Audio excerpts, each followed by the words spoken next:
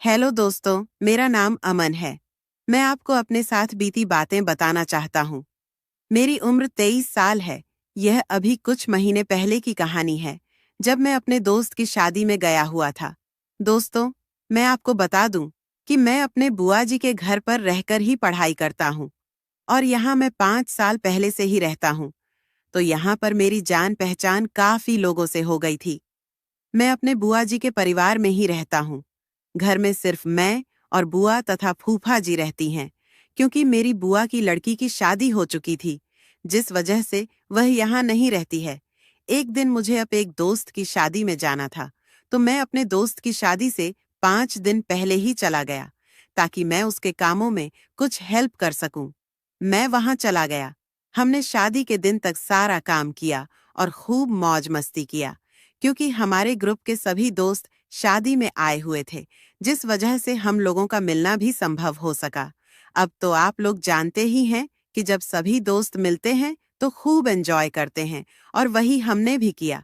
दोस्त की शादी होने के बाद हम सब घर आए और रात को दारू भी पिया और खूब पार्टी की। उस दिन रात के 2 बज चुके थे और शादी के काम करते करते मैं काफी थक भी गया था, क्योंकि शादी में हमने खूब डांस भी किया था, जिस वजह से मेरा पूरा शरीर थक चुका था।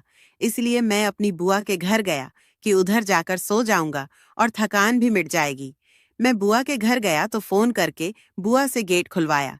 गेट खोलते ही बुआ बोली, इतनी रात हो गई और तू पीकर आया है? मैं कुछ नहीं बोला और कमरे में चला गया, और कमरे में जाते ही मुझे नींद लग गई और मैं सो गया।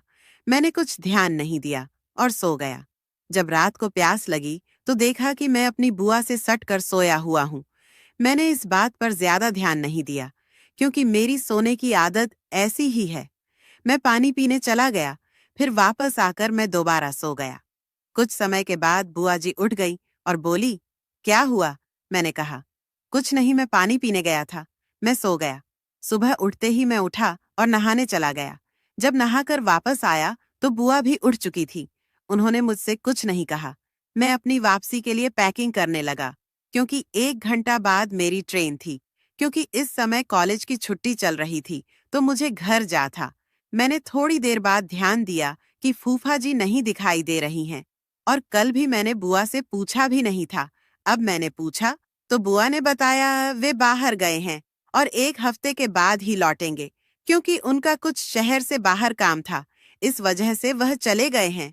तुम यदि रुक सकते हो तो रुक जाओ, बाद में घर चले जाना, क्योंकि अगर तुम भी चले जाओगे तो मैं घर में अकेली ही रह जाऊंगी। उनकी बात सुनकर मैंने कहा, ठीक है, मैं यहीं रुक जाता हूँ। वैसे ही बाद में मुझे तो यहीं आना है।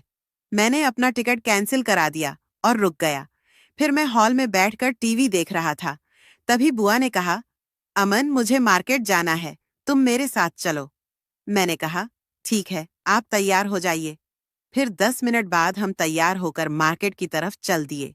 जब हम रास्ते में जा रहे थे, तभी बुआ मुझसे बोली, तुमने रात को शराब क्यों पी थी? इस पर मैं बोला, वो दोस्त की शादी की पार्टी थी, तो मैंने कुछ पी लिया था। यही सब आपस में बात करते हुए हम मार्केट पहुंच गए। फिर मार्केट जाकर हमने वहां पर शॉपिंग किया। बुआ मुझे मॉल में लेकर गई और वहां पर उन्होंने अपने लिए कपड़े खरीदा, और शॉपिंग करते करते हमें काफी देर हो चुकी थी।